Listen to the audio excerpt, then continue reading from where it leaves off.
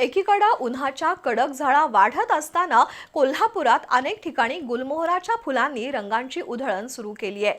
सरनोबतवाडी, राजाराम तलाव, शिवाजी विद्यापीठ आणि लक्ष्मी टेकडी परिसरात सध्या गुलमोहराची झाडं लाल पिवळ्या फुलांनी बहरलेली दिसून येतात। रखरखत्या उन्हात गुलमोहर फुलल्यानं एक प्रकारे डोळ्यांना सुखद आनंद मिळतोय।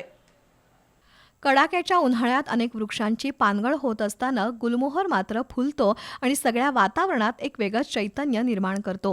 सरनोबतवाडीपासून राजाराम तलाव, शिवाजी विद्यापीठ ते लक्ष्मी टेकडीपर्यंत अनेक ठिकाणी लाल पिवळ्या फुलांनी डवरलेली गुलमोहराची झाडं सध्या आकर्षण ठरतायत। निसर्गाचा हा आविष्कार पाहणाऱ्याला मंत्रमुग्ध करतो।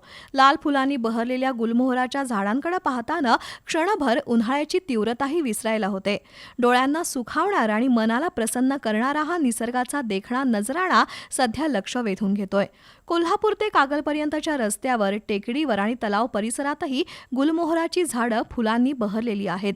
त्यामुळे अनेक जण आवर्जून गुलमोहराच्या झाडांचे रंगीबेरंगी फोटो काढतात।